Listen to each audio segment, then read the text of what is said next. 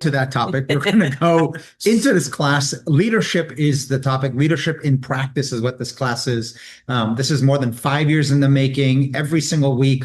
And what we are doing is moving and sharing even concepts that happen in theory. I think leadership itself is something that is talked about a lot. We need more leadership. We need to learn to be better leaders, all ourselves, teach children and everyone else to be better leaders.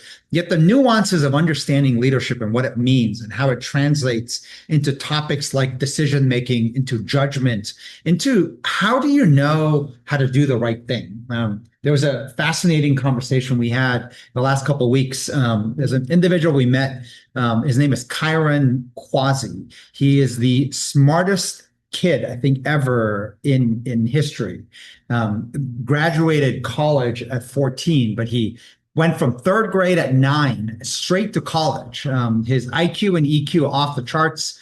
Worked at SpaceX for 2 years, is now working here in New York. But so we were introduced to him, met with his mother as well, and a lot of fascinating discussions where they want some help thinking of building a leadership program for like the gifted and talented at the hyper level. Think of like the 10 smartest young people in the world, like wanting to actually learn. And this notion of leadership, why it kind of matters is, separately, this discussion we had, these are similar discussions in weird ways, where this guy, Jeff Staple, who's like one of the top names in kind of what's cool and hype. And he had this huge sneaker rush with this pigeon logo.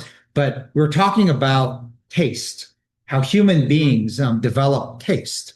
And judgment is actually not that different than taste. You think of taste in fashion, you think of taste in food, but judgment is to me the mother of all taste. Judgment of what is the difference between right and wrong? How do you make that decision? How do you evaluate something short-term versus long-term to figure out what is the right thing to do?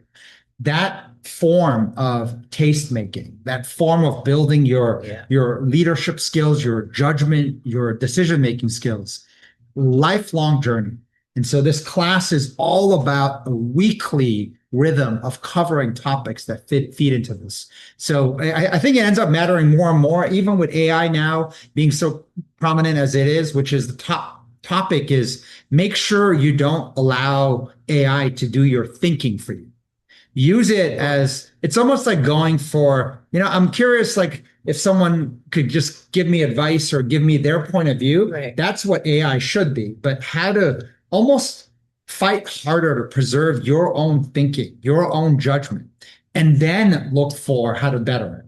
And I think we start by outsourcing our judgment, our thinking so rapidly that we don't ever find our own taste, our own judgment, our own leadership of what is right and wrong. And so I feel this topic becomes more and more important as if you're new to our class, I see some new faces too. We're at leadership number 267. The context is we've been teaching it since COVID, which we thought would be for 2 weeks. So but you don't need to watch the last ones to kind of catch up. We're gonna, because that would be a lot of time. Yes. But we're gonna recap the last class we taught. Charlie taught it actually while I was not here on December 18th. So it's over a month ago now. We're gonna recap. Oh, we're going by the. Oh, hello. Yeah. Somebody's talking. We have like really big. Okay. Anyways, 267. I guess look 266 or 65. 64 was the last one we taught. Then there was like two others, and so now we're in 267 class. Cost of indecision, and I had put in parentheses, which Megan asked me to delete, which was basically if you don't quite understand, and most people don't, what the cost of indecision is, you end up trading your sanity for it. You end up trading more mental energy than you may possibly recognize. And so this flip and this cartoon of sanity and insanity, if you understand the power of indecision and also the detriments and the danger of indecision, you can actually stay sane versus you can go kind of crazy. So start up by just looking up. I was just kind of Google searching sort of indecision and sanity. And this is what, of course, Google AI said. Indecision erodes your sanity by causing stress, anxiety, and mental fatigue through constant overthinking, fear of mistakes, and analysis paralysis, creating a vicious cycle where self-doubt hinders action, draining mental energy and making you feel overwhelmed or crazy as you struggle to commit to choices, despite it often being a learned behavior rather than a fixed trait. And this notion of a learned behavior, what you repeat and what you repeat often in your automatic becomes so part of what you're doing, we often can't see that we're making choices. And those choices are happening so quickly. And this is, indecision is a choice. It is a very deliberate and important choice to learn how to make right. But we make indecision, I would argue, our default choice in most things today.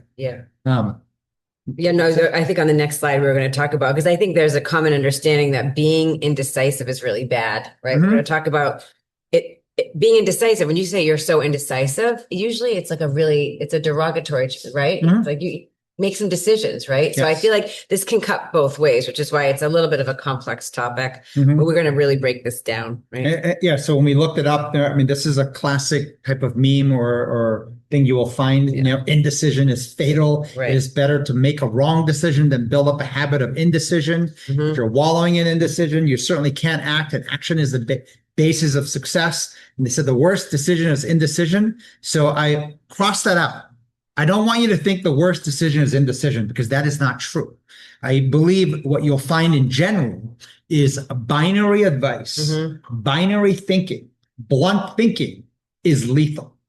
You have to realize when you're going into a rule book of schemas and mental models in your head that goes binary, like indecision is bad. You're going to make a lot of mistakes. And the most lethal mistakes are the ones where we don't have agile or flexible mental models. We have very like black and white mental models, which, by the way, originates from 100 years of how we were conditioned from the industrial age. The industrial age was built on on more certainty. So uncertainty was a smaller percentage. So most of school, most of everything had kind of a right and wrong way. And you'll find now the world's completely flipped. I don't think there's anything that you could honestly say with 100% certainty, this is it and won't change. That's not true almost on everything, which makes indecision kind of a more tricky subject. And I say tricky because we were talking right before this. The default choice for every single situation could be indecision. Which is the I don't know. I don't know. I'm not sure. Right. I'm still looking for more information, more data. And indecision on one hand will avoid criticism. Right. When you are indecisive, because if you say, I don't know, or I'm not sure, like think of well, it's hard to criticize someone in everything being uncertain in the world. If you said that, it's hard to criticize, but is there a cost to it? And this is what we're going to in nuance dive into. And the punchline cost is how much it drains your mental energy. And so indecision is amongst the set of decisions you can make, but it is an elite skill. And what's happening is by default, we're picking it as a default choice. So we're snowplowing way too many things into indecision. So quick recap, just because it's been around a month, 264, and the whole context of that class was around meaning making.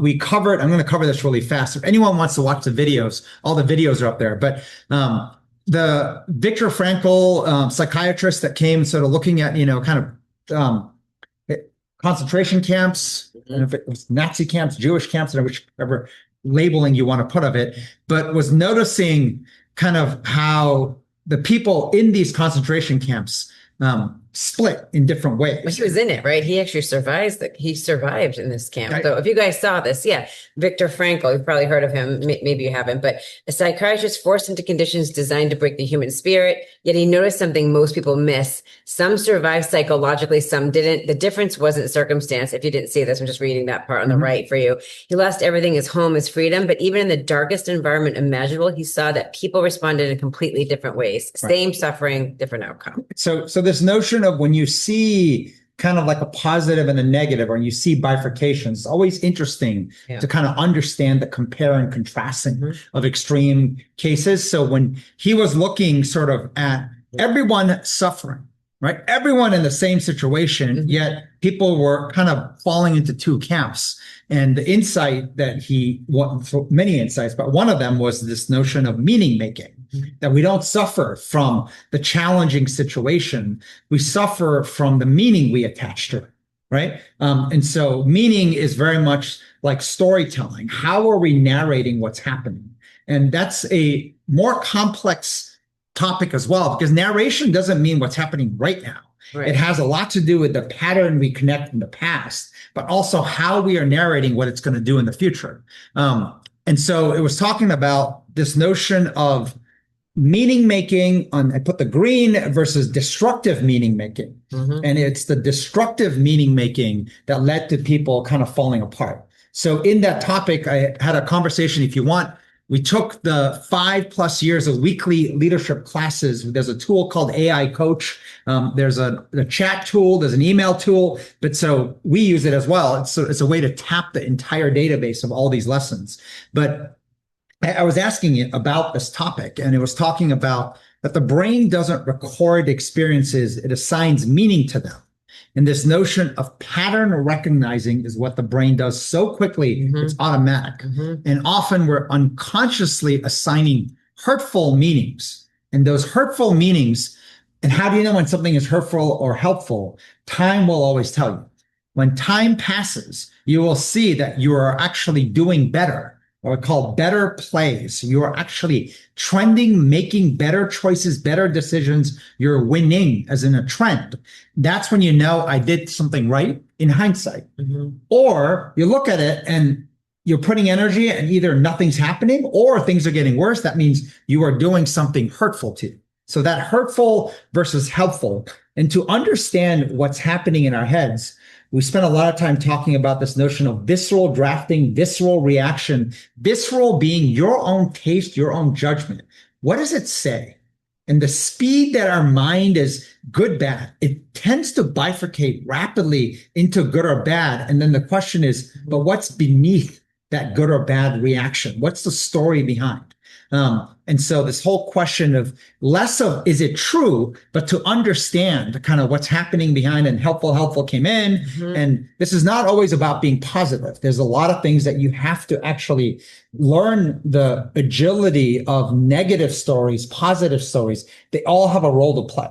And so when I think about the hardest part of understanding leadership, understanding the human mind, there's no such thing as always right. And if you find yourself doing that, a mental model of I always do this, that's usually the biggest blind spot. And you will see the biggest errors in your life will be tied to those areas where the mental model is that binary. This was a slide, and I'm pulling this up because we're going to build this class on what we had taught. And this is the slide from last time. So I'm not going to go into this in a lot of detail, but the main point here was around the first thing you have to do is understand your default visceral draft being your default visceral opinion, right? Yeah, opinion, right? Yeah. Taste starts from what do you actually think? And are you aware and alert of kind of like the stories are matching up and whatnot? Like, I like it, don't like it. Yeah. And to be able to express that opinion, it sounds crazy, but we've lost that and are losing it very quick. There's so much advice of what you can't think and can't say and can't do that we actually are being trained as a society to lose our own judgment, our own taste, our own opinion. So the first thing is learning how to capture and expose that opinion. Then the second part we talked about was the self-challenge, the ability to challenge. You can have an opinion, but this notion of, is your opinion sort of good for you? Right. I picked the word good for you because it's less about right or wrong. In uncertainty, there is no such thing as definitive right, definitive wrong. But you can tell over time that my visceral opinion is unhealthy. My visceral opinion is healthy. My visceral opinion is helpful to me. It's hurtful to me, which I'm showing this because this is what led to, it sounds crazy, we're going to come back to this.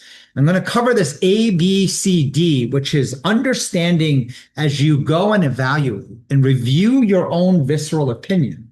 You have a choice to narrate and storytell helpful, storytell hurtful, storytell park it, or the D, which is the most lethal, which is tied to indecision. And I say lethal because it is a choice, and it is actually a very important choice. But if you use it in a lazy way, Right. as a default, it snowplows into almost keeping too many things going. Yeah. Just maybe give you the example. It's sort of like in the kitchen. I don't know if you guys ever do this, but I did this a few weeks ago where I want to make everything in the kitchen for dinner. So I have got like pots and pans, things are burnt, things are in the oven, things are on the stove top, there's some stuff in the microwave. I'm chopping something over here. It's a lot of energy to do that. It's the same as having too many things in your bucket of, I don't know yet. I don't have it. I haven't made decisions yet. So I have that pot's boiling, that something is in the oven. I'm chilling something that's going to come out. Actually, for Christmas, I did that. I had way too many because I got vegan brother-in-law and said there's babies all of a sudden now in the family. I had like you have too many things actually going. Now, I was saying the equivalent I think most of us have. I want you to think of if you had a giant kitchen that 100 gas stove burners. Imagine it's a lot, but right? But I'm saying imagine that and keeping 100 pots of different things going. And it's like, that could burn, it could and not making a decision of what to make. And that notion of thinking, well, I got 100, so I might as well just kind of run one more. Right. And I believe that is the closer equivalent of what's happening in most of our heads. Right. We are literally just keep adding pots on and putting something else in and just thinking, well, just in case I want that, I'll keep that option open. And by keeping that many burners running, that many options, you can imagine kind of where it would go physically if you could see that. And that is a lot of what I think is happening for almost everyone in their heads. So kind of coming back to this, sorry, give me a second. Just pulling this up. So 4 different data points, and I didn't know what to call it, so I started adding this thing called market data point. It's just my fancy way of saying I want to give you some context of interesting things that we're pulling from. A lot of them are more larger theoretical leadership concepts, and the reason why it's important is a lot of theory does not translate into practice very well, and a lot of people make the mistake of bluntly trying to take theory and put it to practice. And you'll see, because the nuances really matter, it doesn't work. So there's some things that are just kind of very unique sometimes we find. This notion in the context of the first one is, how do you feel? How often do we ask that question to ourselves, to other people? And I'm going to cover, same guy from Viktor Frankl, a situation where asking yourself that question, how do you feel, is the most lethal wrong thing you can do. So think of that topic concept of, wait, how can asking how do you feel be wrong? Yeah. But this is what Viktor Frankl talked about. And so this is just happens to be the same guy. And so I took the text and I just kind of pulled it up. This is exactly what's in there. Megan had sent me this initially. Oops, sorry. Yeah, not the covering of Sorry, give me a second. Let me share my screen in a way that doesn't do that. Sorry. I'll just kind of read you the Viktor Frankl. He said, I noticed, again, same person, people didn't break from suffering. They broke from one daily mental habit we still teach children. And this is very true, right? Situationally, it can be really wrong. He said, the habit is asking, how do I feel, instead of what is required of me now? Frankl wrote that in camps, people who constantly monitored their internal state collapsed faster. Hunger, fear, pain were universal. What differed was focus. Those who checked their feelings every day amplified suffering. Keep in mind this though.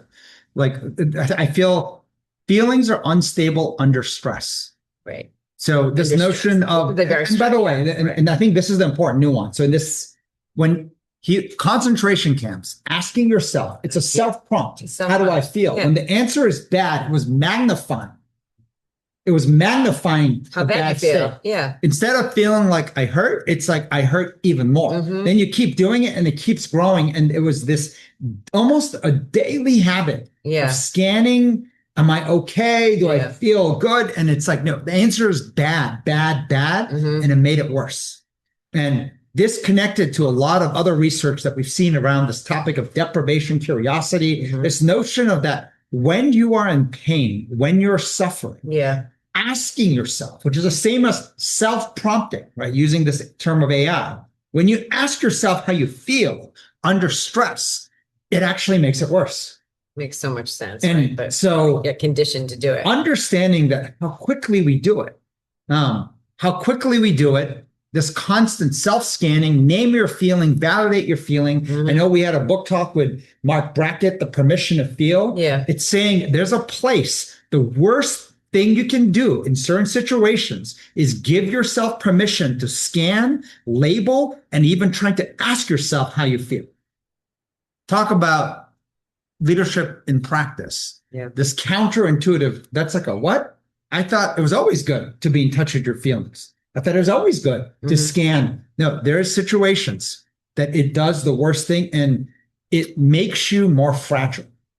It makes you spiral. So you're unable to get in the game and figure out how to navigate the current stress because every time you're prompting that gets an answer of bad, it's making it worse and worse. Reinforcing it. So keep that data point in mind.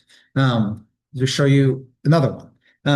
So we have a lot of interesting people in our community. And so in the first Thursday in January, we had, I think it was like 7 or 8 different classes and running at once. And one of them is an individual part of our community. I think this is the Amanda Garcia. So I sat in one of them and it was all around the neuroscience of habits. And she comes from a background about studying trauma and even doing marital counseling and whatnot. And there's a couple data points she shared. And the big thing here was that the brain is actually here to make sure you live. Now, keep this in mind because it kind of becomes important. So these are 2 slides I just took a picture of. One is around the brain and how it's the hippocampus storing themes. It stores themes and it remembers experiences, but it doesn't have an awareness of time. The brain doesn't know if you experienced that now or as a yesterday or like 20 years ago. It just kind of gathers themes and it's wired. And I like this insight. First, habits form under stress. You have to realize stress is where you're imprinting more, which is why even how you feel, and you start asking yourself how you feel in stress, it's imprinting more into your, what she called her subconscious record. And in the subconscious record, the 3 emotions that we hold on to the longest or the tightest is shame, guilt, and embarrassment. And to the point where they can be lethal. And the example she used was, imagine like late night, you're like kind of feeling bad about yourself. So you eat like a slice of pizza, maybe then you go to 2, and then maybe you eat the whole box of pizza, right? Not good. But then the way you talk to yourself is as if you murdered someone. Fucking idiot. How could you do that? Like you can literally look like eating the box of pizza was like a criminal, bloody, murderous act. And what is getting written into your subconscious record is all of that. And this nuance she shared that I picked up on, I liked, was this, that the brain is kind of like this lion but is here to make sure you live. It does not care of good times. So when you're feeling stress and crisis, it won't remember, oh, it worked out last time. It's going to instantly focus on survival. And so you think about how many places and times that we almost trigger, self-prompt the survival brain to pop up. And when you think of shame, guilt, and embarrassment, these are modern day, sort of more ego-based sort of harms, yet the brain can translate it as attack on me. And it might be my identity, but it's an attack on me. And so it instantly is going into survival mode. So to just recognize that nuance of like the brain is here to just make sure you live, is not here to make sure you have a good time. And so hold that data point because I think it might end up being a piece that connects into all this. All right.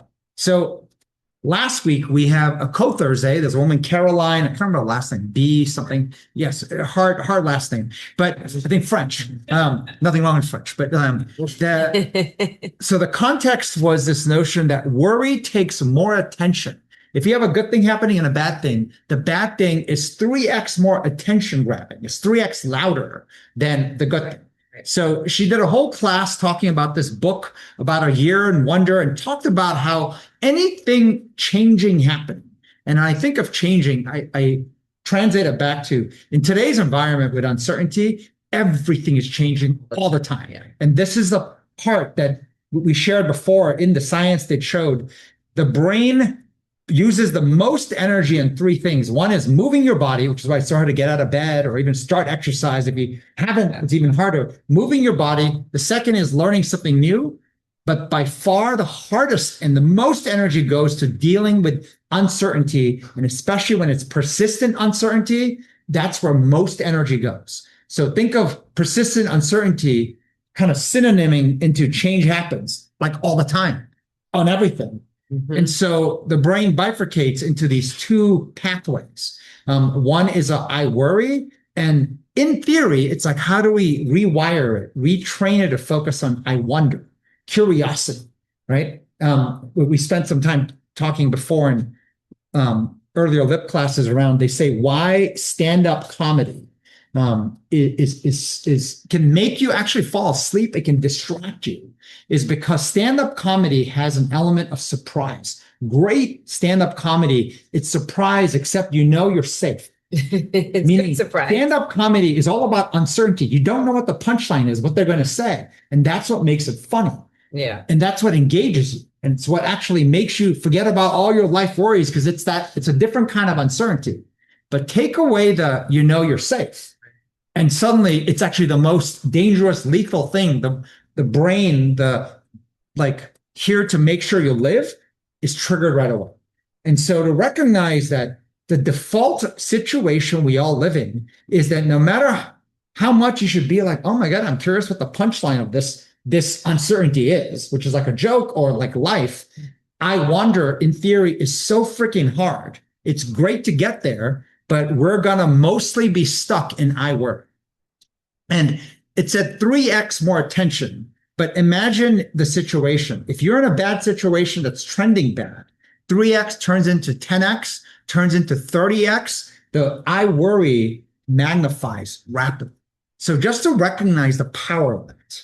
And again, this is stuff that's much harder to sort of flip and change. So one last data point, which is going to all kind of tie together. This is around this topic of compounding.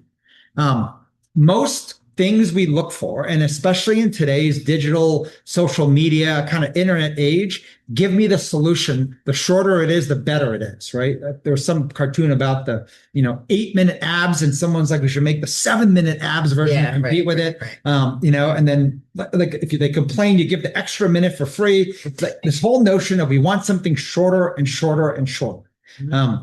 And what we miss is the greatest solutions in life actually are around routine, around consistency, around this notion of compounding. And within compounding, the topic of personal compounding is the most overlooked and the most successful solution seeking that we should focus on. Except we don't focus on the other side of it. What type of negative compounding do we do? Meaning we're doing something just like the Viktor Frankl, the one mental daily habit that led to demise of human beings, literally falling apart and often just dying, is scanning. How do I feel? How do I feel? You ask that question in a bad situation on a daily basis, built into a routine and a habit. It's so automatic. We don't even realize we're doing it. Yeah. We obviously know that on the physical, right? Like you're eating sugar or whatever you're doing every day, you keep doing it, it's going to add up to something bad. And the mental, we don't even know we're doing it. I think in general, I think most of us aren't aware of those things we're saying. It's in our subconscious. When you start to know, well, we're going to get to this part, but like when you start to be aware of it, which is like you're noticing, oh my God, I do it here. I just did it again. You realize how much is actually cycling through it's so much mental chatter, but we're not aware of it. So then you can't dial it down. So I think you could just go from I worry to I wonder. It's like, there's so much more work to be done. Like, it's like saying all I do is eat sugar right now. And I'm just going to no more sugar. I'm like, yeah, in really extreme circumstances, you might feel the need to do that. But I think to actually think you can just go cold turkey like that, it's just much harder than that, So you're not even aware what you're doing. I'm going to play a quick 2-minute clip on this and then of go into this topic. I think this is interesting. So, can they hear us? No.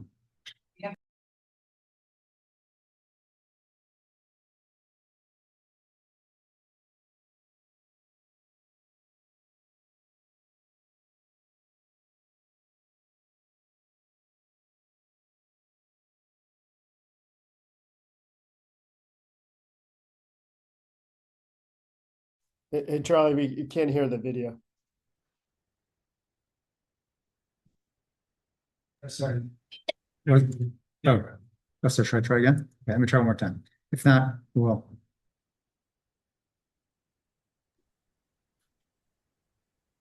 Yeah, it's still not coming. That's right. Or did it work? I think that was you talking. No, No, it wasn't working. No. Okay. All right. So not skip the gonna do video it, part. guys. But I will tell you what's in there, which is the Yeah. This is Bill Ackman, right?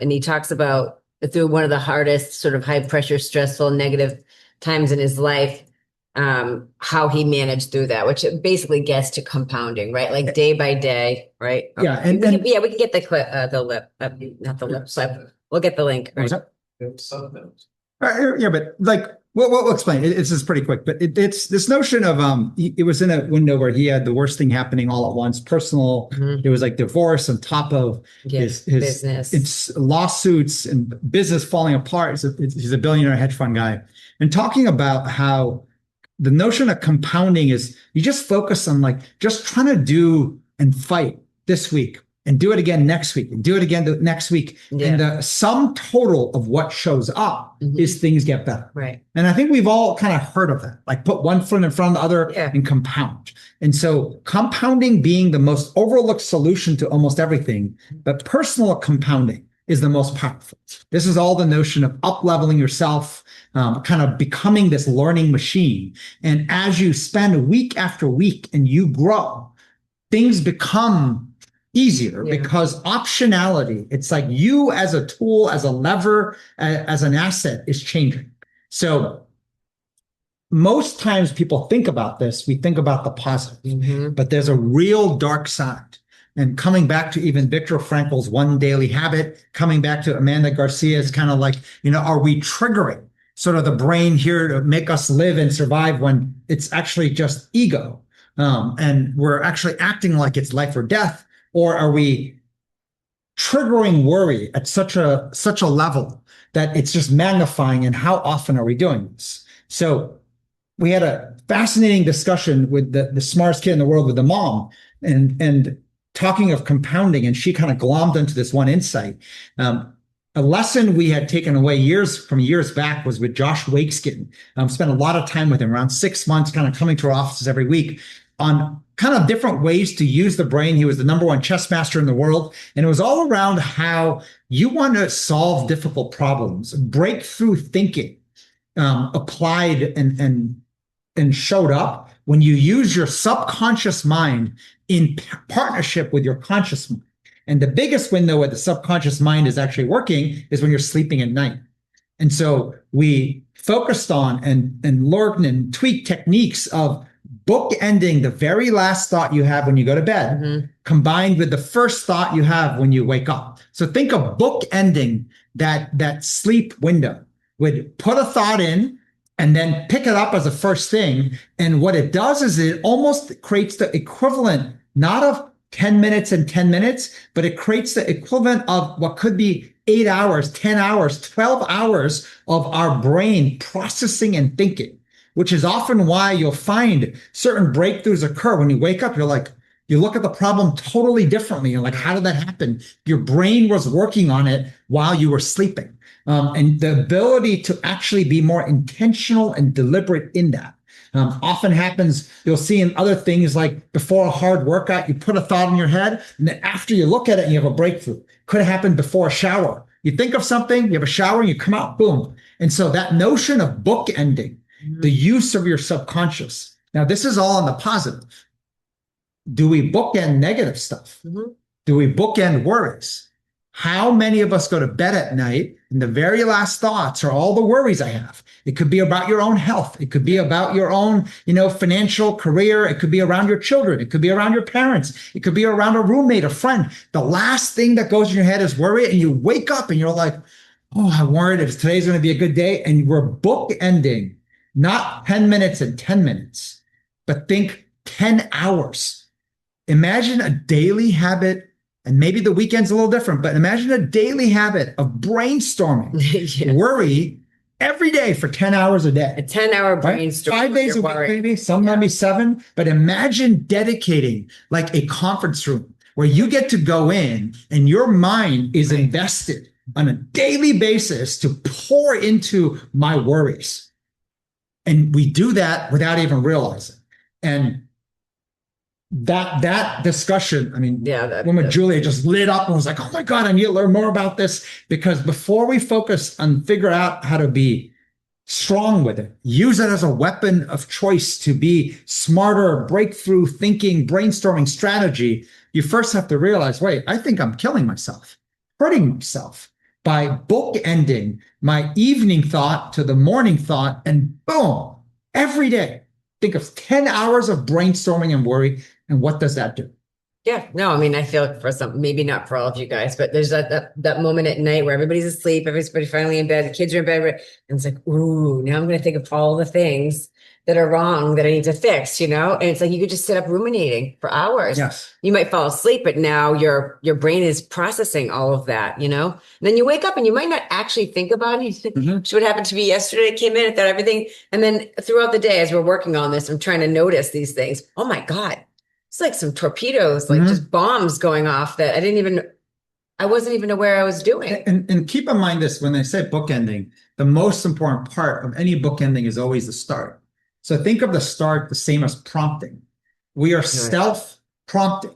Think of prompt engineering, right? Into a system. Yeah. We're self-prompting. Answer this question. Are you going to be okay? Yeah. Yeah. Right? Or like, this notion of injecting that brain who's trying to make sure you live, the brain who's actually wired to give more attention to worry. Mm-hmm. We're self-injecting that prompt and then going to bed and not realizing that daily habit is like toxic, adding 8, 10, 12 hours. And I pick bigger numbers because I know most of us don't sleep 8, 10, 12 hours, but it takes a while to fall asleep. So what's happening? Like just feeding and whatnot. Mm-hmm. So before you know it, on average, you might be spending 10 hours in the evening injecting a prompt that is very hurtful to you. And the more you do it, your wiring is set up where it's easier to do that. And then right? It gets easier and more habitualized. That's the problem with like, oh, I just do it all the time, I can fix it. Well, no, the more you do it, the easier it's getting. The more your brain is just going to keep doing it. Like, so it's even harder to stop. And then the more that happens, you don't even know you're doing it. Right. You don't even notice you're doing it because it's so automated. It's like, what do you mean? And you could even actually tell other people, I think of nothing. And that's not true. Yeah. When things happen very fast, very automatic, you stop being able to see it. Mm-hmm. And it starts to fall into your blind spot. Mm-hmm. You start to not be aware of what's happening. So this lesson, coming back to indecision, A, B, C, D. Think of this as a decision tool. Like we ourselves have a tool where we can narrate, we can meaning make, we can story tell any situation, any person, anything into helpful narrative, hurtful narrative, park it versus indecision. And so we're going to cover these kind of 4 different areas and realizing we have agency to do it. It's not like, oh my God, I have no choice. No, we have agency, but it takes training. It takes training to get there. So this diagram is kind of messy and we're going to rewrite it. Then we got too lazy. So apologize for not doing that. But this idea of D, and I put D last. So this notion of first, remember, visceral draft, you're a self-challenger draft. And the default thing that happens when you challenge your own thought is we tend to use the binary flip-flop more often. If you're like a pessimist or you're an optimist, you see the word self-challenge and you think that the goal is always to just be the opposite, right? So if I'm thinking like it's going to work out, I'm like, oh, I should actually narrate it's not going to work out, right? Which is all around the hurtful narrative, right? It's not going to work out. There's danger. I have to prepare for that, right? Risk management. Mm-hmm. Or if you're a pessimist, right? It never works out. Then it's like saying, I have to learn how to narrate like the opposite, which is maybe it'll work out. Yeah. Maybe it'll work out. And I think that is the blunt and I hate to almost use the word stupid, naive, dumb, idiotic way to do it, but that is what we tend to do. We tend to go binary. And then it gets even worse when we work with teammates, when you get feedback and advice, right? Whenever someone seems certain on one point, say they're optimists, you instantly think your job is to show them pessimism. So feed them the stories as the opposite, pessimistic. Or you see the pessimist and you think your job is to actually just feed them the opposite, which is optimism. And we covered in the last leadership and practice class that no, it's way more nuanced than that. And the choices you have are way more nuanced. But helpful and hurtful is just two of the different narrative making choices. And there's nuances in this. C, which is parking. And this is an interesting nuance. When I think of truly parking something, the best way to understand someone who has parked something is more connected to their energy, their tone, their vibe, aura, whatever you want to call this. When someone says, you know what, like, is that important to you? But like, no, I parked it.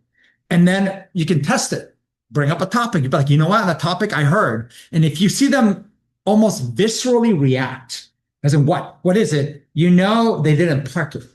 And the way I look at it is that when something is in the C bucket, there really is I don't really care that much anymore. And that's authentic. It's true.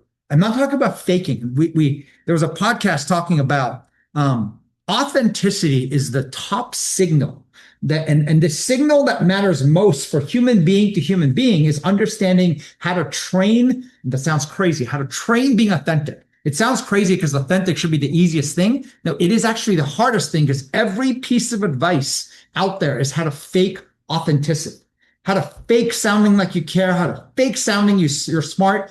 And it is so deadly. It is one of the hardest things to unlearn. Yeah. Which is why we can't be ourselves. And that notion of when you feel safest and greatest is when you feel like I can just unfilter and be myself. And although someone might react, it's like authentic times authentic is great. As soon as one person's inauthentic, the whole temperature of the room changes and you don't know what it is. And that human energy, that tone is how it shows up. So I say this because one of the things to get aware of is when you do rep the skill of parking something, despite new information and stuff that happens, you'll see it's truly parked. Yeah. It's like, that's interesting. That's the I wonder energy, right? It's interesting, like it's interesting and not faking. I'm saying authentically, but usually it's not because kind of like the 100 stoves with burners, you're putting most things into D. Now, the way I look at D is I think of decision D. This is the indecision bucket. Truly sort of like it's unstable, meaning it's like, ideally, you want to make an imminent decision. You want to put it into A, B, or C. But if you keep things in D, it is the same as having a live fire on a thing burning. And it's like how many things happen. You have to constantly tend to it. And usually when something shows up, we tend to either be like, oh my God, is that going to happen? Like you're seduced into feeling like, oh my God, optimism. Or you blow up like, I knew it wouldn't work out.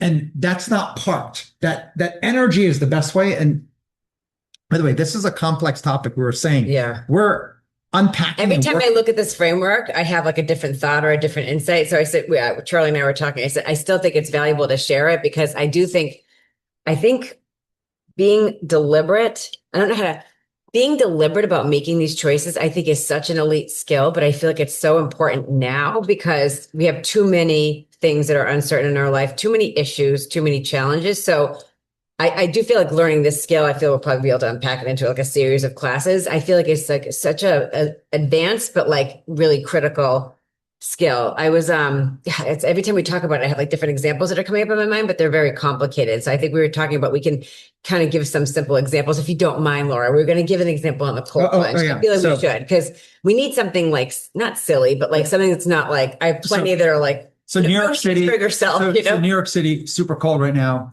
And it's a little warmer today, but like in the last couple of days, something circuited our plug for the cold plunge. It's outside. And so we didn't know it turned off. When the machine turns off, it's not keeping the water cycling and it stays a certain temperature. Frozen. Everything froze. Right. So when it froze, the pipes are frozen, the filter froze and it broke off as well. So like all this stuff happens and it's like a goddamn, right? Yeah. Like it froze. Didn't see that. So now comes, what do we do? For years, we didn't see that coming. Okay. But now what do we do? So what do we do? Do we scrap it? It's expensive. Do we buy a brand new one? Yeah. Right. And, Right, I think Kathy's instinct was like, oh, we bought an older model, it's a newer model. So but she's narrating to buy a new one, right? Yeah, Now, is that literally her visceral, or is that just kind of a trained opposing reaction? I'm not sure, but like that's full time. Yeah. So then there's a part where Laura chimes in saying, last time I was able to talk to them and I got a part replaced, but throughout this mention of like, she can get someone here to come evaluate, it, to figure out. Brilliant. And I'm thinking, brilliant. Done. And I was saying, so that to me is done, park it. And if that doesn't work, we will buy a new one, right? But I was saying to Megan just on the way up, I can see Laura not think of it this way.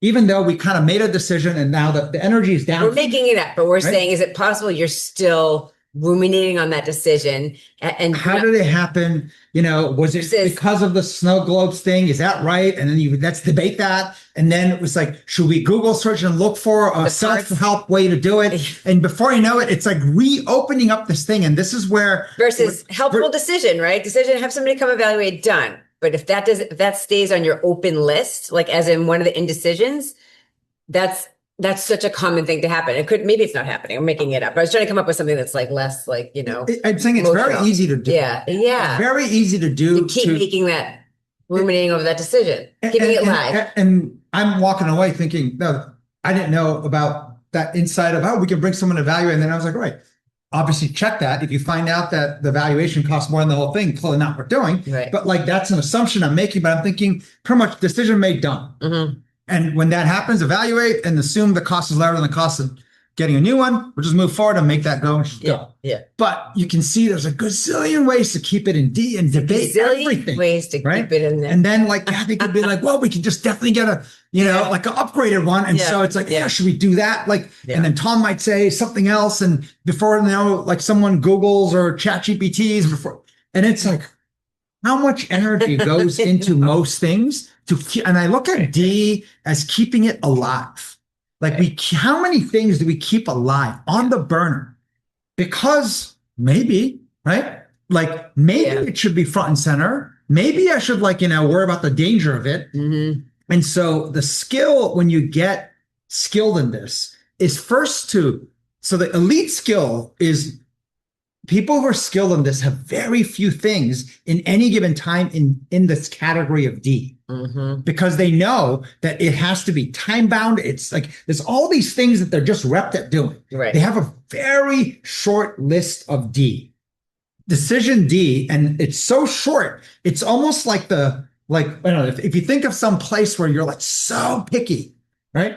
You're so picky. I don't let most people into this space. It's that notion of being that picky because it's that deadly. It's that lethal in draining your mental energy. Yeah. I want you to think of it as whether it's your phone or your computer. There's an app, if you open, it tends to either crash your computer or phone or drains the battery right away. So you don't open it a lot. It should be that carefully picked. But what we do instead is, well, all things kind of go to D. That's the notion. It becomes the default choice. Yeah.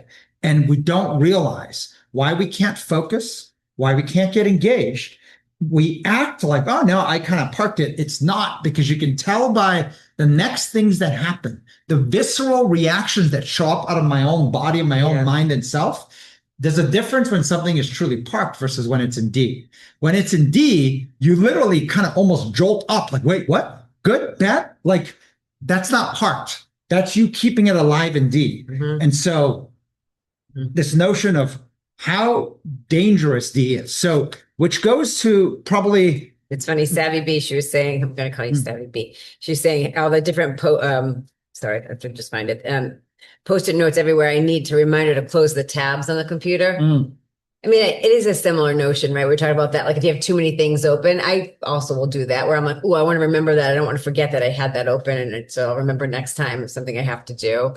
But it's similar to that, right? Where you have too many open-ended, right? I mean, it's similar. But think of it this way, where like, this is common for a lot of people to do. And you may have in your computer, you may have in your desk or somewhere where, when things are alive, we tend to keep it in our face. Yeah. So then we tend to put it on Post-it notes and we tend to surround our computer screen with all these Post-it notes. That's the notion of you have way too many things like live. Yeah. In this indecision state. Yeah. When you park it, you might literally just folder it. You might it might be deep in your notes, or it might be somewhere else. This notion of having a long park it list is not bad. And it doesn't mean forget it.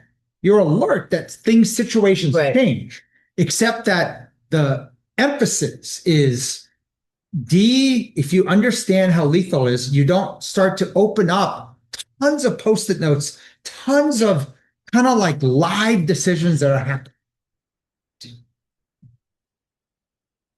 So it's again messy, but let me just explain. I say messy, my handwriting messy, we didn't clean it up. The words say human improvement. This is kind of the nuance in practice, leadership in practice. I'll start from the very right. I think of very right as dialing up. Sorry, is that the fridge? I think of dialing up the good. We obsess over solutions. I can hear it. I have And now I can hear it now that he's trained me to hear it like a dog. It's another little piece we got to think coming up. But all right. So how many of us in any given situation want the solution? What are you supposed to do? Right? Think of how rapidly we want the solution and we want to apply the solution. In practice, this is a very generally bad way to operate. Solutions generally do not work. And the reason is because no matter how much good you do, you're adding so much bad automatically, compounded, typically. Forget about the physical. There's 5 to 6 times more mental challenges we have than we do physical. No amount of nutrition, sleep, and exercise will fix your mental issues. The mental is so much more lethal, more powerful. So no matter how much good mental things you might actually routine add and do, if you don't dial down the bad and reduce it, it's not going to make an ounce of difference. It's no matter how healthy you are, it's when people say, I'm having an issue, I'm working out, I'm trying to eat all healthy, what's wrong? And I'll joke around and say, you have a food issue. Meaning you're not recognizing how much bad shit you're putting. You have to dial down the bad shit. And that notion of then people fixate on, okay, so the solution is not adding the good stuff, but dialing down the bad. No, and so this is once again a nuance in practice that's not true. It doesn't work that way. Before you dial down the bad, there's something that's much more important that has to occur, and it takes longer. It's harder than you think. You have to notice. And when I say notice, when you start noticing something you're doing, and especially something that's automatic, something that's compounding, something that's bad, it starts to move a little slower, slow motion. The more you notice, the more you actually can see it in slow motion. When you see something moving slower, you can see a decision fork. I can make a choice. When you can't see it, there's no decisions. You only see it after the fact. Oh my God, how did all those chips disappear? Yeah. How did all that happen? Oh my God, I did it again. You see it after. When you can notice in real time something occurring slower. Slow motion doesn't mean grindingly slow. No, slow enough that you can see a decision for it. A decision, that's when you learn to make a choice, which is why I wrote at the bottom, I think about A versus B. B is you dial down first and you dial up, right? Almost every situation for human performance and whatnot, there's an element of you have to dial something bad down, you have to dial up good. But before you do that, the reason why I put high agency as an awareness, when you notice, you feel agency. You feel the empowerment of, I have a choice, but you can't make choices in things you can't see. It moves so fast that you can't see it. This example that we had about kind of how we prompt ourselves in the evening with, I'm worried about this, and then I go to sleep. Right. When you don't realize, wait, I'm doing that. I'm doing it. And the cost of doing that is 10 hours of actually brainstorming on a daily basis about my worries. You can't stop it if you can't see it.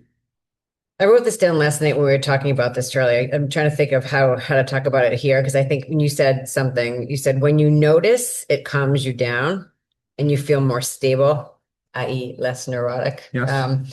When you notice it calms you down, how does it calm you down? Because you're noticing that you have a decision, First, there's a part where you know how many people literally the minute you go to the doctor, even though nothing's changed, you feel better.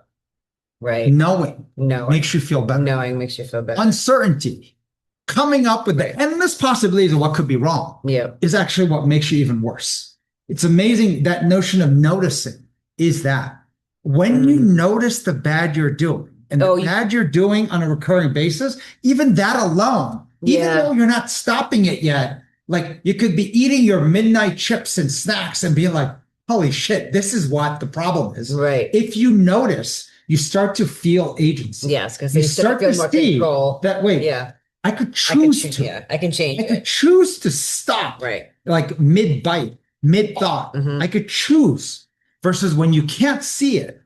It's frustrating because you only see it always in hindsight. And that's a maddening thing because you can't figure out, how can I stop something I can't see? Well, Kathy's saying sometimes I think you notice and then you add shame, right? Well, so that's the whole that's the whole thing. Amanda Garcia was like, we act like a murderer. Right. Yeah. And that's the part. A lot of shame narratives, embarrassment, guilt narratives are literally as if like eating a pizza, you like murdered someone. Right. And you are talking, and I think the word she had used was that like, the biggest asshole in your life is your own mind. That's what Sylvie said. You would never say that to anyone, nor let anyone talk to you that way, except that's what you do. Yep. And it happens like in these little automatics. And if you can't see it, you just keep doing it. And so this notion of agency comes with actually noticing. And I think we're so like built and wired to think, I want to solve it. So what's the solution? Give me the 1 minute version, the 30 seconds. What's the one prompt? And we're looking for solutions. And then someone's like, dial down. Like, what do I dial down? And like, no, you have to notice. You will not have agency if you can't notice, if you can't find awareness. And when you recognize that is so hard, it takes time, you will give yourself the space to say, oh, before I go to the part 2 of the lesson, which is dialing down, or part 3 of the lesson, which is dialing up a good, routine, part 1, which is the hardest, is I have to notice. Right. This is the last slide I had, but this is from a previous lip, and I kind of put the map in here. A lot of people mistake that, it's all about action. You got to do stuff. Before you know it, all your action is tactical, kind of like not needle moving shit. Meaning how many things you do on a daily, weekly basis, the sum total of it compounded over time is the same as 0. I'm assuming you guys were all reading that little thing. I asked Charlie to put that in there from Lila. She's runs her business. She's all over the social media, therapist, whatnot. But and I love what she said. I had like one of those, oh my God, it's like it, but then you see it. Building a business is an underrated form of therapy because to grow your business, you must grow yourself. 10 times out of 10, the thing holding back the business is you. It's like, I'm making even the vulgar thing, put the business aside. 10 times out of 10, the problem is you, the solution is you. It's all about you. And this is the notion of how the world has shifted so dramatically in 100 years. Every human being, we're accustomed to blaming the boss, blaming this, blaming that, blaming the environment, blaming the president, blaming somebody else. Yet that's low agency. High agency is recognizing, and this little flowchart, it's not about action. Better thinking will lead to better action, which is why strategy is often better thinking. 80-20 on strategy. So little what just happened. Actually, it's fascinating. Sorry, I'm just going to point this out because Simon just said that just makes me feel more shame. And that's kind of how I felt when I read it. But it was like, what it is? It's like that slight empowering, but slight like shitty feeling, But you narrated very quickly. It's empowering. And it's, well, know what I mean? See how small that little automatic habit? The shaming stuff happens when you think, but I want you to think this, the bar, noticing is hard, but it's a lower bar than having it fixed. Right. Stop doing bad, add more good, right? Or dial down bad, add more good is actually much harder. Noticing is actually. You think it's easier? It is easier. And it's also not one that people look at. Yeah. When you look for that, and like, so because having been out for a few weeks, I came back and there's this whole process that you guys went through that we called it the PPF, past, present, future. Anyways, long, short of it, going through things that have happened and writing the visceral things down. The challenge was self-challenge. Is that helping me or is that hurting me? I struggled so much to come up with a more helpful way to think of things that I've already burned into my brain as negative or a thought or somebody said this or I remember this or whatever experience, whatever it is, to actually turn it into something helpful. Like that was, and the part I look at is this. So But to notice it, you're right. Well, but I was going to say, It's more of a skill than to say, wait, is that really what happened? Challenge that and then create the well, the part I was going to say was, I feel when you do an exercise or you analyze like your past, it's an intense exercise. Right. You can notice the intense exercise and then the nuances of that intense analysis of the past. Right. What we tend not to notice is what we do every day. Right. Yes, right. And there's a version of that runs every day. Yeah. Right. That intense analysis is literally just a example of probably what we're doing in micro levels on a daily basis. And when you start to realize the places we do it daily, that's when you can't stop something you can't see. Yeah. No, right? I feel that past is done and you can change the narratives on it, but that's an intense exercise. Right. To me, it's the compounding side of the exercise that we tend to overlook. Yeah. On the not positive, but on the negative compounding, and because we don't even see it. Yep. That's why the Kyron's mom fixated on, oh my God, this is what she's going to bed with. Self-prompting myself to worry about, right, what might happen with her son, or what might happen with their life. Yeah. So just, I mean, this thing 80-20 applied 3 times. Think of it as psychology over strategy. When you think strategy, better thinking, how much of strategy is built on first your psychology? And how do I actually see that, as opposed to most people think strategy, they think about business school and think of like just a series of formulas, right? Use the SWOT analysis, use this analysis. Yeah, no, it's like, it's not what happens. You have to realize psychology, your mindset, your visceral reaction comes from viscerally like good, bad, how are you feeling? And understanding that, but within psychology, there's my psychology versus others. And I put this notion of 4X. Think of what usually happens. We are probably 4 times more focused on the psychology of other people and how it's impacting me than understanding, wait, I've got full agency and control of my own psychology. And that process of understanding my psychology starts with understanding how to notice. Yeah. So that was the class we built. There was a lot of slides that we put in parking lots, which if Megan wasn't here, I would have thrown it in just because why not? Which is probably not going to be helpful to everyone. But yeah, questions, top thoughts, comments. I did not read the chat, but I can jump to any slide. I always like to give people who are on the Zoom a chance first. And we'll ask people here as well. But yeah, anyone on Zoom want to unmute and any topic that resonated? Anyone, anything that was? Yeah, a few people had to go too. Go ahead, you guys, if you want to unmute. We can even zoom into any slide. Go ahead, Greg. Yeah, I have a kind of a topic / question. One of the things that makes me think about. Sorry, I can't hear you, Greg. 1 second. So we're going to raise the volume so we can hear me.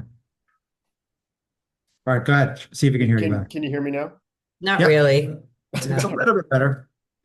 Oh, there we go. Okay. Much better. Yeah, I'll just lean in. Yeah, one of the topics that makes me think about has been kind of on my mind related to that one with like being deliberate in terms of like parking versus kind of yes, no, is kind of this notion is like as I found in working on kind of getting kind of intuition out, you start to get to a place where you can kind of see more options and choices.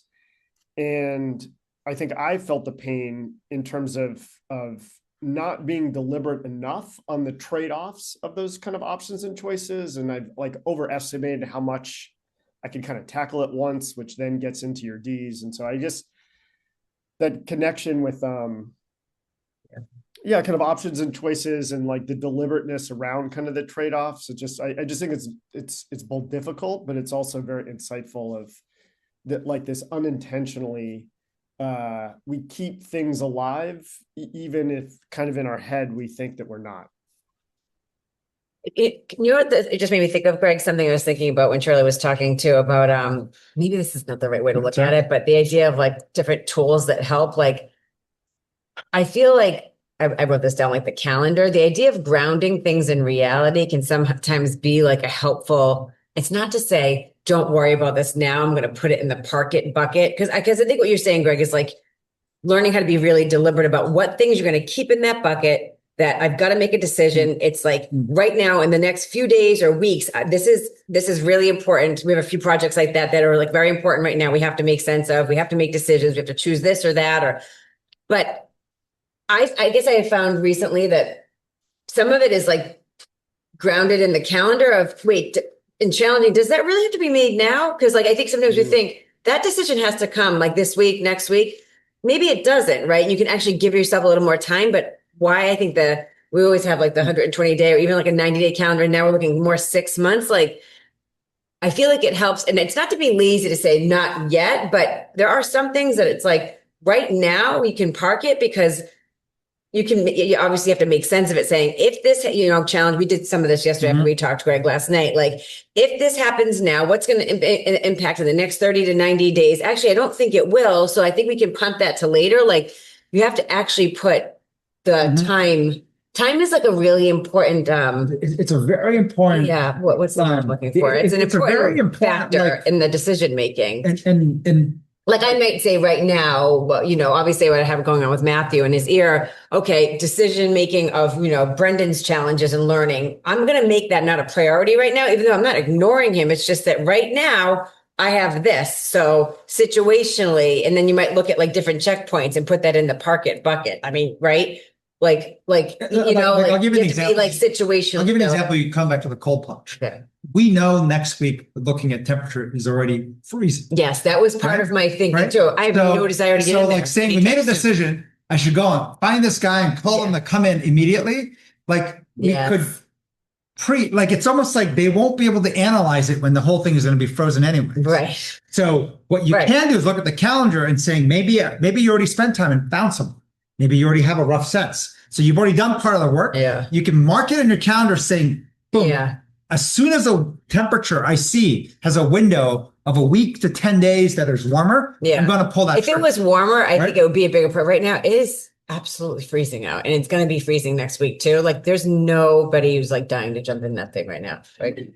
But you can see also then it goes into, well, I'll just hunt it forever, and then hunt it forever, and forget. You know, and now you feel bad. Now add shame, and you forgot about it. Right. Which is why you can look at the calendar and boom, you can put a little Post-it note saying, "Boom, I've already done some of the research here. I'm gonna make the call as soon as I see a window where it's like warmer. So I'm gonna look at it, say on this Monday, right? Yeah. But knowing next week is freezing, obviously you're not gonna say next Monday, right? So that's an interesting nuance on understanding sequence. Yeah. Other questions, Todd, you can unmute. Is anybody here too? I like this concept of bookending, especially as it pertains to meditation, which I can find, I know to be very helpful for both like the subconscious and for creative solution making, as well as like a little mental break. But often when I think people hear intention setting, they have like these kind of lofty ideas of what that means versus actually like compressing whatever problem or issue or shame or whatever it is that you have, kind of like being like, okay, I want that to be a focus, letting it go, actually not dwelling on it, not thinking about it, setting it intentionally at the top of your meditation, letting it go, trying to practice being present, right? The art of being present with the meditation, allowing whatever experience, good, bad, neutral, sleep, whatever, to happen within that space. And then often what happens is that something creative emerges from that kind of active, quiet listening. And you can come out the other side feeling better, having self-observed, or perhaps even with a new perspective on what your problem is at the top. So I really like that. I think of, and this is when I think of this notion of notice, I think the most lethal one that we don't spend much time noticing is when you truly get to bed to go to sleep, what happens, right? And then there's a lot of people who might still just browse your phone, trash social media. It can feel like a blur. But so, and kind of, I'm not even judging that. I'm saying there's a lot of people who says don't do that, but I'm like, screw it, do what you need to do in life. That's good. But then push forward towards the part when you're really closing your eyes and trying to sleep. What thoughts flood your head? And then recognize also the pattern of which ones are the ones that are coming in consistent. And that noticing. And it's not to say fix it, but just if you notice it, you will see you can actually slow it down. You can start to see, holy shit, I do that all the time. Yeah. But it seems like that's a Monday thing to do at night, or that's a Sunday thing to do at night, or it's like a weekday thing to do. Like, what is it? And if you start to notice, you have the ability to then slow it down and turn it into a decision. The decision. I would like to piggyback off of that because you guys brought up dreams, the subconscious, right? And there's like a whole world and fields of study and psychology that are actually dedicated to that. And I do find, right, again, with this bookend concept or with problems or whatever, actually sleep is extremely helpful, not just for a reset, but if you meditate and if you really, really deeply engage with your dreamscape, solutions can come up. Like I'm dealing with a very real world problem, right? And already I've had probably 3 dreams in the past 2 weeks that have been extremely helpful in terms of application for the problem in real time, in terms of diffusing tension, a different approach to the problem between like 1 meditation and 3 dreams. Yeah. That being said, you actually have to be curious enough about your dreams and not take them necessarily literally and look into what the meaning of a theme is as it emerges. And you can apply it in a very real-time way to high agency problems. Yeah. And the only nuance I just want to emphasize is there's a part initially I was going to add the slide where we've shared before, like Charlie Munger, Warren Buffett, the top financial guys in the world. You know, their key secret they always share repeatedly is literally just learning to be less stupid makes you very successful.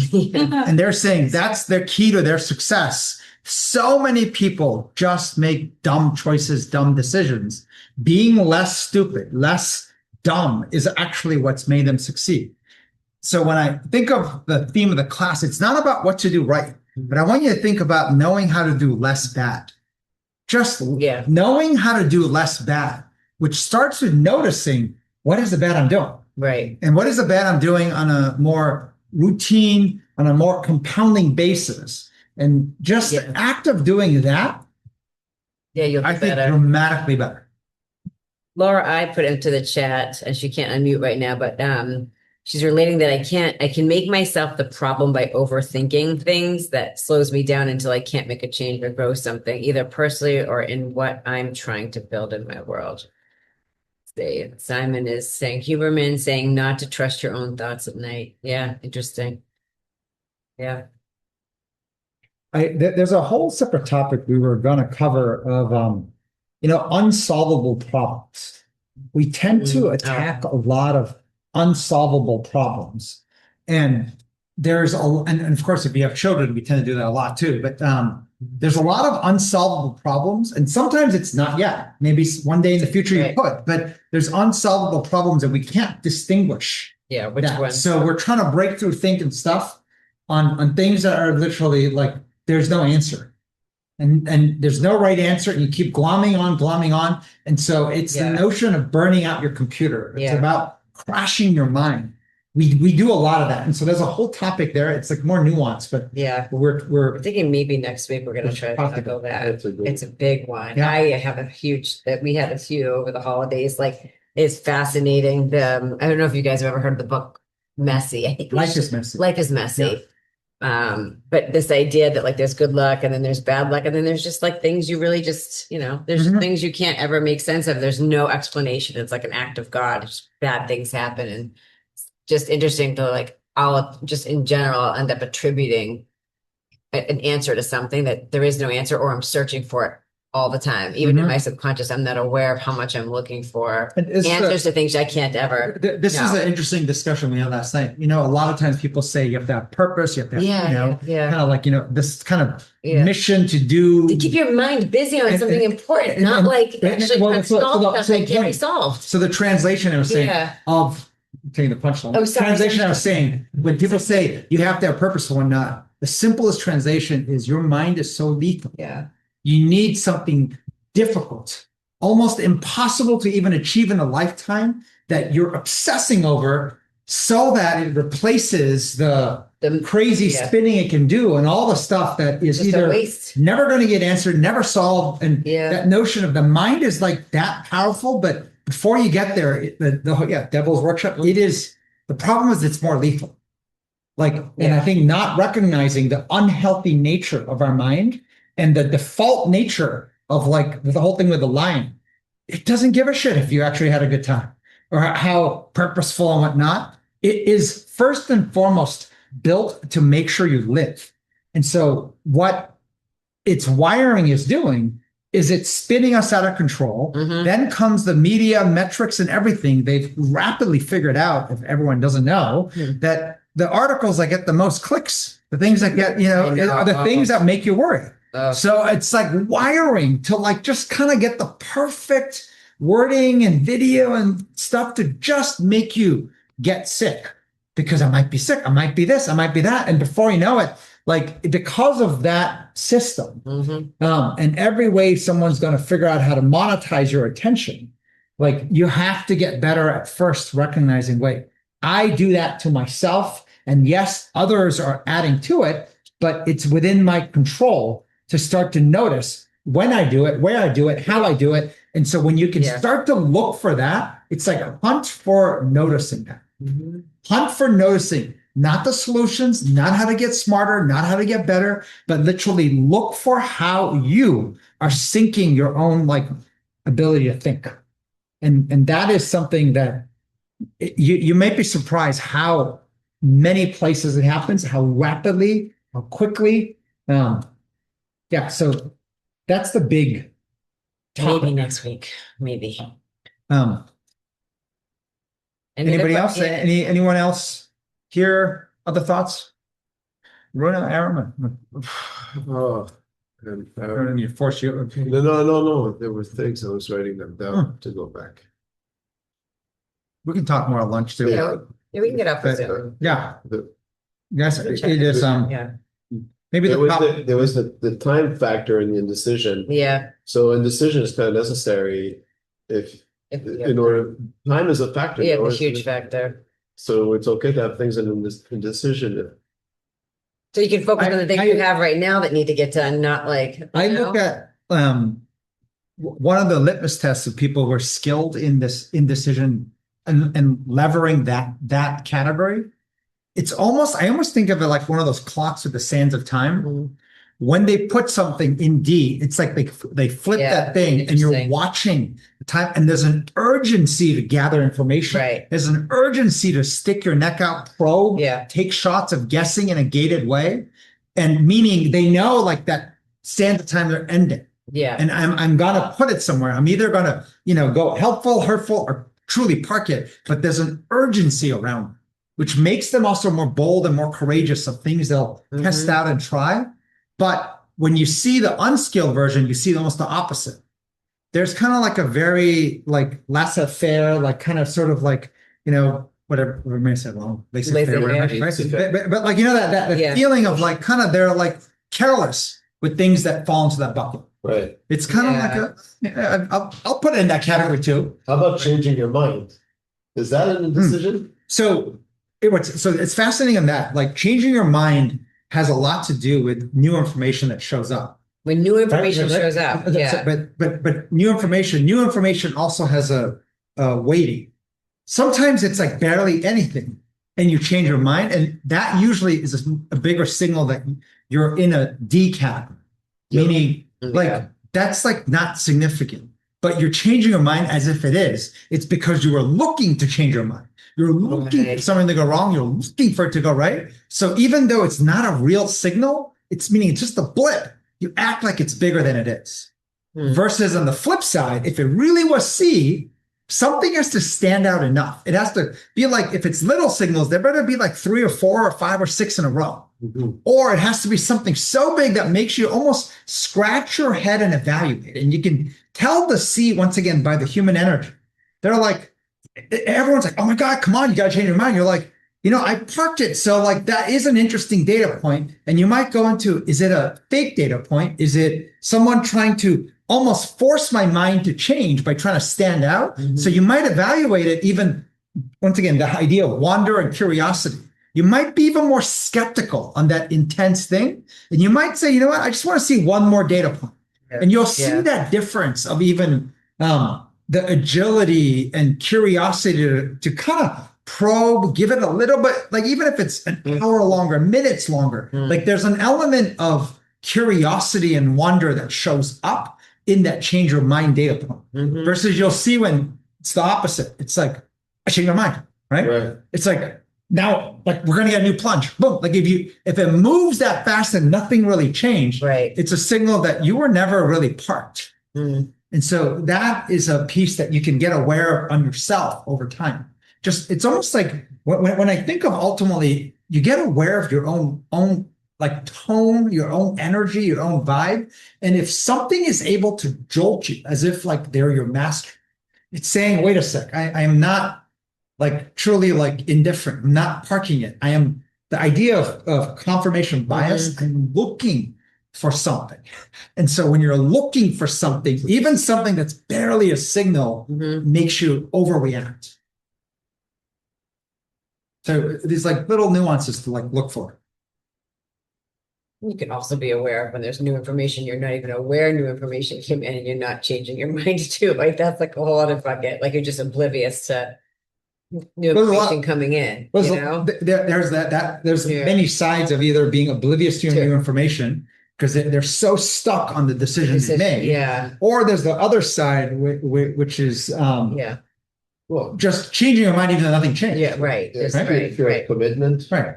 It's almost like I said no for long enough. Now I'm going to go yes. And then you're like, I've done yes long enough. I'm going to go no. Like, there's a part where it's like, wait, why are you changing so much and nothing's really changed? Yeah. What are you thinking, Aruna? You feel like you're like a thought. Yes, I do have a lot to.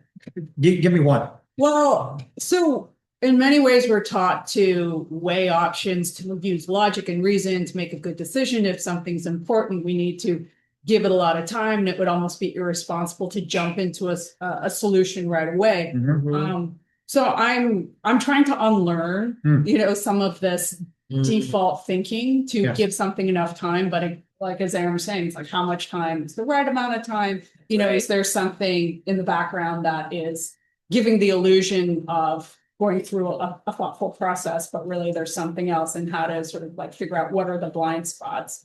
And I was really curious to wonder if there's data on this topic, like, do people become more indecisive with age, or, is there like a gender component to it? And if there are things it's wisdom bringing decision. So what's interesting is this. So one hand, there is a lot of data on this stuff. The other hand, I would say almost throw it all away. I'll tell you why, because like a lot of things have been studying the wrong environment. There's very little data that actually is studying what's happening right now. So a lot of our isms and a lot of our general knowledge comes from a complete different time, complete different industry. And so and then other data, it's too new. The sample size is too new. The time is too new. So I think of, and I pull this slide for a reason, which is, this notion of, yes, we were taught weigh our options. If you don't weigh your options, you're considered erratic or shallow-minded or, like kind of not right, to be honest, right? Don't be so instinctive. Don't be so visceral, in essence. Go the opposite. It's almost like saying, don't have taste, right? How do you know you don't like it? Wait some time, right? And this notion, it's versus you look now with what's happening with AI, when not everything is about taste matters a lot.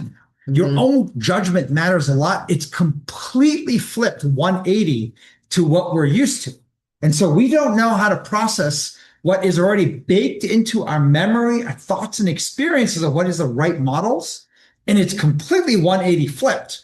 And so it's hard to understand this idea of jump into solutions right away.